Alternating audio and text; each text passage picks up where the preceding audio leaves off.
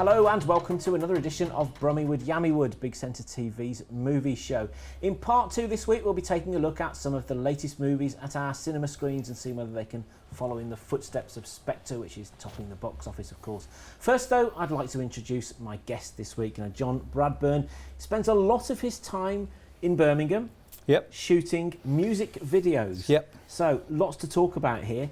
How did it start for you then, John? How do you get into a business like that? It's quite specific, isn't it? Into music videos. Yeah. And even more specifically, I generally do music videos for bands, heavy metal bands, or kind of odder bits of music. I had done lots of film work beforehand. I'd worked as a cinematographer for a while, for a camera operator. I'd done quite a few different things in the industry. And I'd always wanted to get into music videos.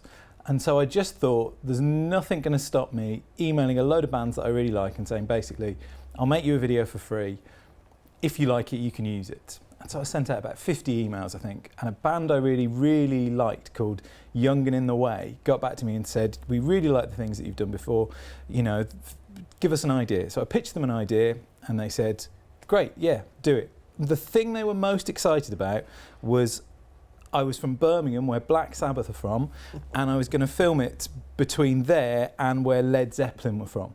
And because I just said, this is where I live, this is a bit about me. And they were so excited about that, they couldn't believe it. And so I ended up not shooting it anywhere near those places, but I made a 12-minute music video called The Gathering for about £200. The actors in it are just my friends, and it got loads of coverage. It got covered on Promo News, which is a really big website for music videos. And the ball rolled from there, really. Then people got in touch with me. And from then on, it's kind of done itself. So I just get inquiries, referrals. I had an agent for a short amount of time, which I was pitching through. But I generally find working directly with labels that I build up a relationship with is the best way. So how do you sell when you're contacting these bands or these people you want to work with on spec, if you like? How do you sell yourself? How do you describe yourself then to them? That's a really good question. I just said I'm a filmmaker. I'd got a few little things that I'd done on my own that were kind of really visual and a bit music video-like, but weren't quite full music videos. So I'd just filmed some nice imagery and just approaching them with real honesty. I think bands really like honesty. If you're trying to say, I want to be a music video director and I'll make you a video and then I'll be famous, they're never going to get back to you. Whereas if you say, look, I really like what you do, this is what I do, I'd love to do something for your music, generally they'll get back to you and generally they'll be really supportive. The one thing about every band I've ever worked with is they know far more about film than anyone I've ever met in the film industry, and they will just see through you if you try and bluff anything. We'll talk a little bit about how you got into the industry in a minute, but first let's just take a look at some of your work.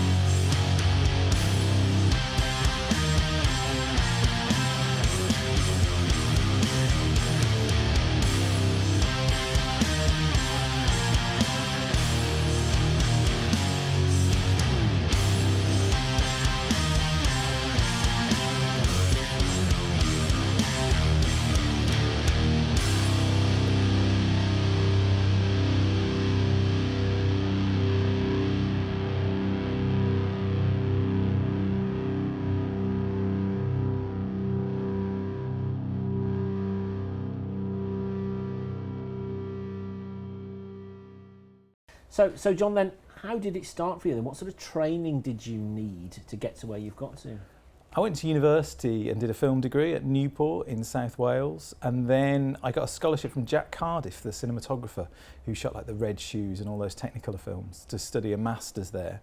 So I'd got quite a lot of training in that sense. But a terrible thing to say, I don't know what good it did me, really. I think in the end, everything was quite self-motivated. I was really into punk and hardcore and things like this, where it was just do it yourself, just get a camera and start doing things and see where it goes. So I'd got quite a lot of training, but now you've got the internet, just start watching tutorials online, which is what I did to get back up to speed when I started doing music videos. Has it become more difficult though as well, because people can post a video online so much easier now than they used to, for you to stand out from the crowd? You've got to have a niche. That's the one thing I'd say to anyone, is what's the thing you do that no one else does? I probably do weird narrative music videos for bands where people shout a lot. That's like my niche. So you've got to find your niche and just do the thing that you really love, because there's not much money in it. You're probably never going to get rich off it, but you'll meet loads of interesting people and have really weird, fun experiences along the way and make enough to survive. What's the craziest thing you've had to do, or not had to do, done so far? I'm trying to think. A lot of stuff involves woods when I always end up filming it. I ended up filming, as a music video I did for Feed the Rhino, which was shot in Pitcher Oak Wood in Redditch, like the most municipal park looking landscape ever, but it snowed. And so we were filming all the way through the night with distress flares, just creating the weirdest atmosphere ever, but trudging through the really thick snow. I couldn't feel my toes.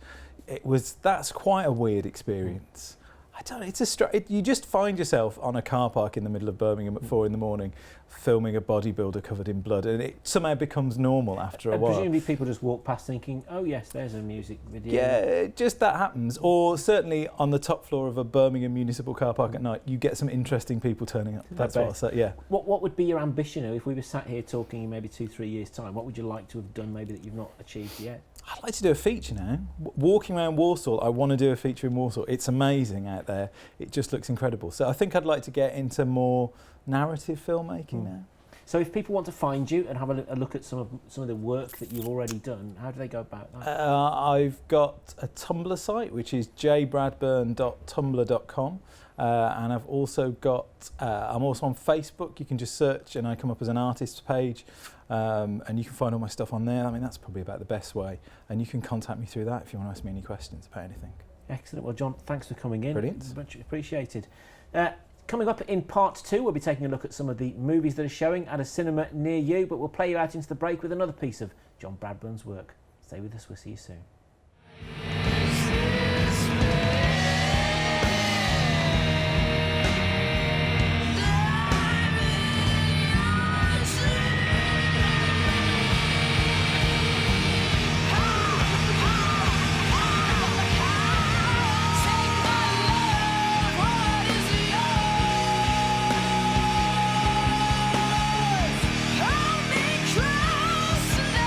Despite the distance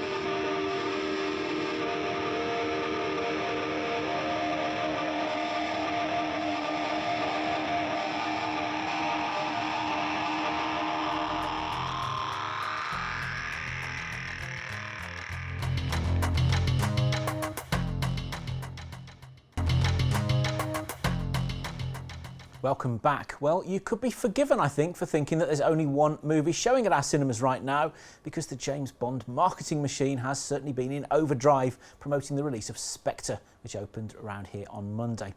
Now, Cineworld used the occasion for a premiere of its own, launching its new multi-screen cinema at the NEC in Birmingham.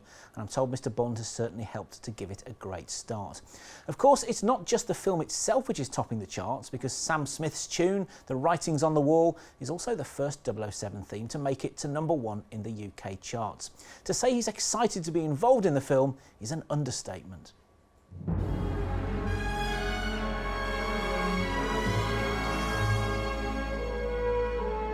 All we kept thinking about for the whole process was what you said to me in our first meeting, which was we just want to write the greatest love song. I've been here before.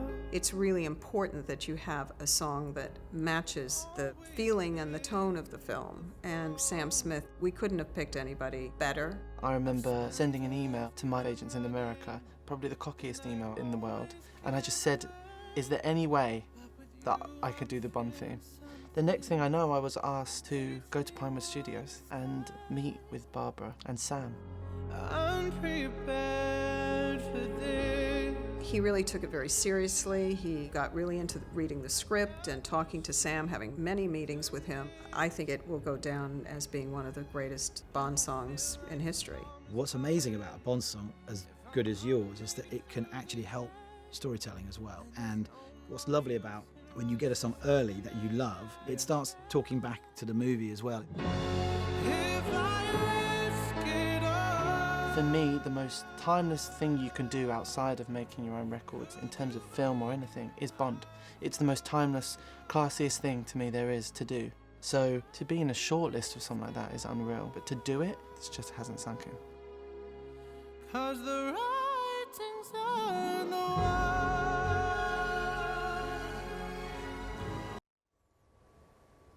Now, Spectre might be raking in the millions right now, but it comes a distant second where advanced ticket sales are concerned. The moment the box office opened for the new Star Wars film, The Force Awakens, websites crashed and phone lines were jammed. A third trailer has been released to whet the appetite, which is already sky high, for the film, which opens here on December the 16th.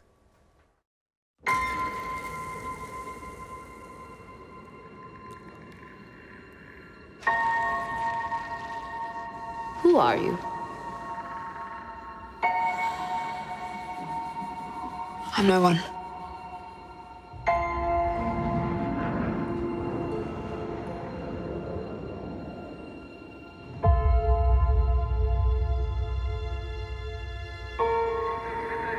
I was raised to do one thing, but I've got nothing to fight for.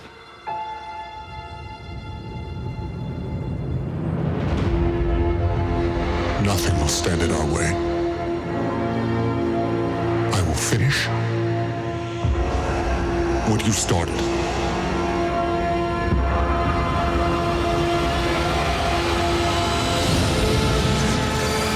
There are stories about what happened. It's true. All of it.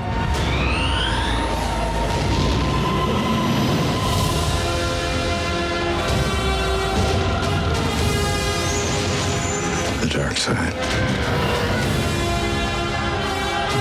A Jedi.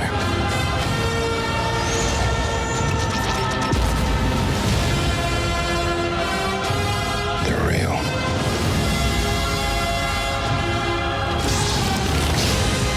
The Force. It's calling to you.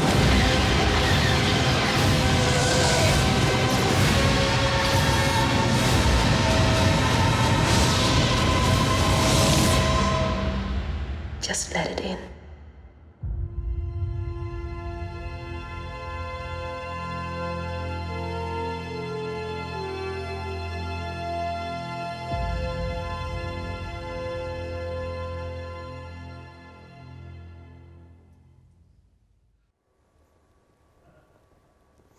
Looking forward to that one. Only 6 more weeks to wait until The Force Awakens at West Midlands cinemas. But what about movies showing right now if you don't like your entertainment shaken or stirred? Well, a film called Mississippi Grind is well worth a couple of hours of your time. It's a buddy road movie starring Ben Mendelsohn as a down-on-his-luck poker player who teams up with a charismatic gambler played by Ryan Reynolds on a trip to the American South, and they jump from one gambling opportunity to the next, desperately trying to win back what's been lost. Can you put me down for 5 tonight, Hawaii over Gonzaga? I have it. I have the money. I literally have the money right here in my hand. I'm looking at it. Oh. Hey, JP? JP? How's everybody feeling tonight? That's okay by me. Let's play some cards, huh? Aces are good, right? I'm usually good at reading people, right? But you're all over the map. I can't spot your toe. Fold. Wanna know why? Yeah. I don't care about winning. Where did you come from? What do you have for me today? Couple of weeks. Don't worry about it. Tomorrow. No. I'll send Tim to drop you a visit. Oh, no. There's no need to bring him into all of this. Can I ask you a personal question? How much do you owe? A lot. To who? Everyone. But I got a plan. I'm listening. We go down the Mississippi, but we hit up all the action. You'll be my lucky charm. I love it. I don't deserve you, but you appeared like a leprechaun, and I had folly. I mean, boom, magic. Next guy that comes out of the bathroom, if he's wearing glasses, No. we stay. If he's wearing glasses, just $50. You're on. yes! Next time you quit when I tell you it's time. Some guys are born to lose. What do you want, Jerry? Tell me. Hit me. 1, 2, 3. Lay it on me. Boom. I just can't catch a break. I just can't win. This story doesn't have a happy ending, Jerry. I think you should go back home. Can't go back empty-handed. I can't do that. We're in it together. What's he need the money for? He believes that it will set him free. A hero is nothing more than the guy who pulls off what the rest of us are scared to do. Let's bet it all. Double or nothing. Yeah, bet it all.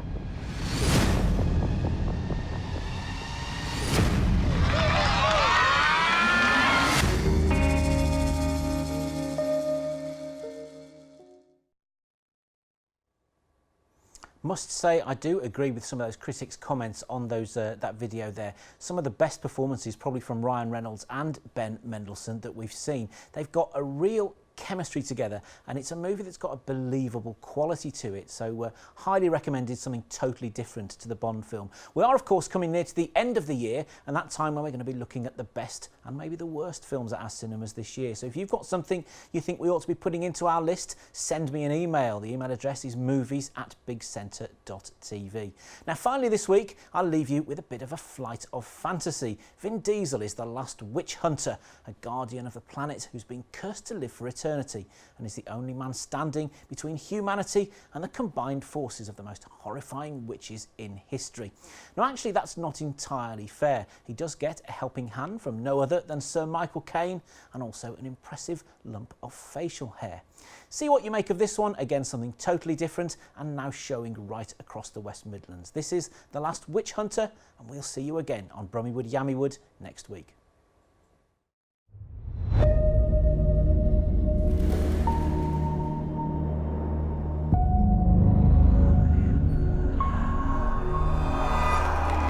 I need you to wake up. None of this is real. You are in a trap!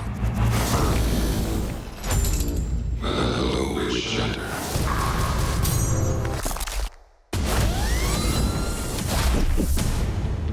Thank you.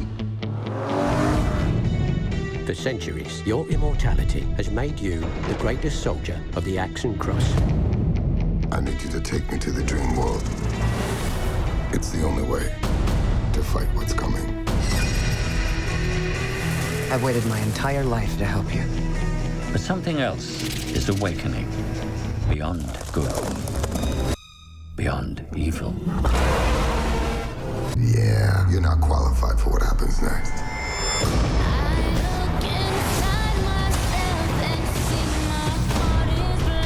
And so it begins.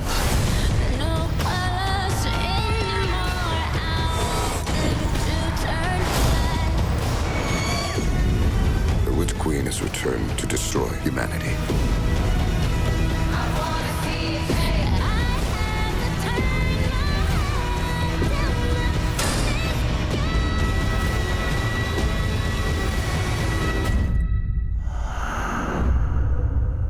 Say witch hunter. Witch hunter. Shall we start?